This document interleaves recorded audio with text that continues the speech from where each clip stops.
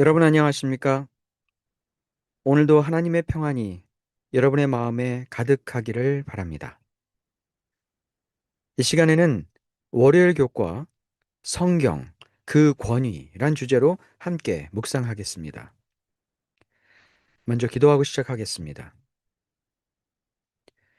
사랑과 은혜가 풍성하신 아버지 하나님, 오늘도 생명의 호흡을 주시고 주의 뜻을 따라 살아가도록 인도하심에 감사드립니다.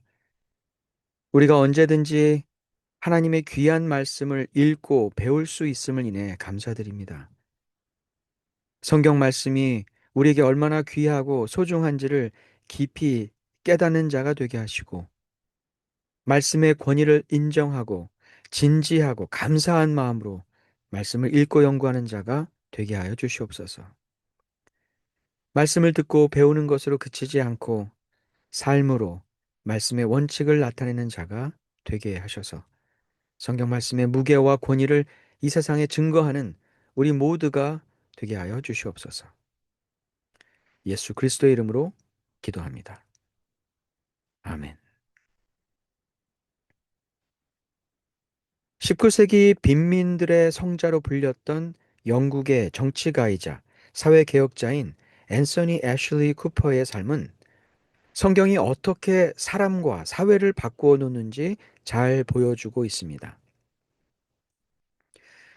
그는 정책을 세울 때 성경 말씀 위에 정책을 세우겠다고 선언한 것으로 유명한데요. 그가 이렇게 성경을 자신의 정치 신념과 삶의 기초로 삼았던 것은 어린 시절 자신을 길러준 유모에게서 들은 성경 말씀 때문입니다. 그가 어렸을 때 그의 유모였던 마리아 밀리스가 어린 그에게 성경을 읽어주고 기도를 가르쳐 주었습니다. 앤서니는 후에 이렇게 고백합니다. 내가 가진 모든 신앙과 가난한 자에 대한 사랑은 유모가 들려준 성경 이야기에서 시작되었다. 그에게 성경 말씀은 단순한 책이 아니라 아동 노동 착취를 금지하고 빈민들을 구제하는 실제적인 행동 지침서가 되었습니다. 앤서니의 이야기는 성경이 한 사람을 변화시키고 또한 그 사람을 통해 사회를 변화시킬 수 있다는 전형적인 신뢰라고 할 수 있을 것입니다. 인류 역사에서 성경은 앤서니뿐만 아니라 수많은 사람들을 바른 길로 인도하고 하나님의 뜻을 이 세상에 전달하는 사람들로 변화시켰습니다. 디모데후서 3장 15절로 17절은 이런 성경이 어떠한 권위를 가지고 있고 어떤 역할을 하는지 잘 말해주고 있습니다. 또 어려서부터 성경을 알았나니 성경은 능히 너로 하여금 그리스도 예수 안에 있는 믿음으로 말미암아 구원에 이르는 지혜가 있게 하느니라. 모든 성경은 하나님의 감동으로 된 것으로 교훈과 책망과 바르게 함과 의로 교육하기에 유익하니 이는 하나님의 사람으로 온전하게 하며 모든 선한 일을 행할 능력을 갖추게 하려 함이라. 성경은 분명 우리가 믿음으로 구원을 얻는 길을 깨닫게 합니다. 성경은 인간의 언어로 쓰여졌지만 단순한 인간의 글이 아니라 하나님의 감동을 받은 자들에 의해 쓰여진 말씀입니다. 그러므로 이 성경 말씀은 때론 잘못된 길을 가는 자들을 책망하며 가르치고 바르고 의로운 길이 무엇인지 우리에게 분명하게 알려줍니다. 결국 성경 말씀을 배우고 순종하는 사람들은 하나님의 사람으로 온전해지며 선하고 아름다운 일들을 행하는 자로 능력을 갖추게 됩니다. 우리는 우리의 신앙 여정에서 성경 말씀을 통한 나 자신의 변화와 함께 신앙하는 사람들의 변화를 보고 듣고 경험해 왔습니다. 우리가 만약 이 성경 말씀을 좀 더 진지하게 배우고 순종한다면 우리뿐만 아니라 우리를 통해 우리의 가정과 사회가 변화되는 것을 보게 될 것입니다. 하지만 우리는 성경을 읽고 배울 때 때때로 우리의 관점과 기대와는 다른 내용들을 접할 때가 있습니다. 우리의 이성과 성경의 내용이 일치하지 않는다고 생각될 때가 있는데요. 여러분들은 성경을 읽다가 이해가 되지 않거나 받아들이기 어려운 부분을 만날 때면 어떻게 하시나요?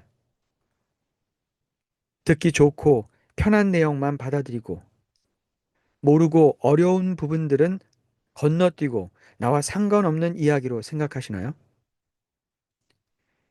우리 교과책은 이런 고민을 가진 사람들에게 이렇게 이야기하고 있습니다. 우리가 진정으로 하나님께서 우리 삶에 말씀하시기를 원한다면 성경을 전체로서 받아들이고 주의가 필요한 말씀을 연구할 때 올바른 방법을 사용하며 우리가 들어야 할 말씀이 있을 때 하나님께서 그것을 보여주실 것을 믿어야 한다. 우리가 믿고 바라는 것만 성경에서 찾아내려고 하는 것이 아니라 성경을 전체로 받아들일 것을 권고하고 있습니다. 혹 어렵고 연구가 필요한 부분을 만나게 되더라도 그 어려운 말씀을 통해서 우리의 삶에 하나님이 말씀하기 원하시는 부분이 있다는 것을 받아들이고 올바른 방법으로 더 깊이 연구해야 할 것입니다. 이런 자세야말로 하나님이 성경 전체를 통해 우리에게 하실 말씀이 있다는 사실을 받아들이고 성경의 권위를 인정하는 모습이라고 할 수 있을 것입니다. 받아들이기 어렵고 이해하기 어렵더라도 하나님께서 그 숨겨진 의미와 뜻을 보여주실 것을 믿는다면 우리는 말씀을 더 깊이 연구하고 배우는데 주저하지 않을 것입니다. 우리 교과책은 또한 우리가 성경의 권위 앞에 주신 말씀을 겸손히 받아들일 것을 말하고 있는데요. 이렇게 말하고 있습니다.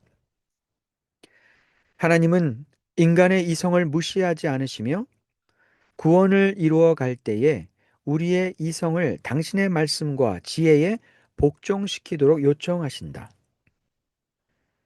사람들은 성경을 이미 다 들은 내용이고 새로울 것이 없다고 하거나 오만하고 비판적인 태도로 대할 수 있다.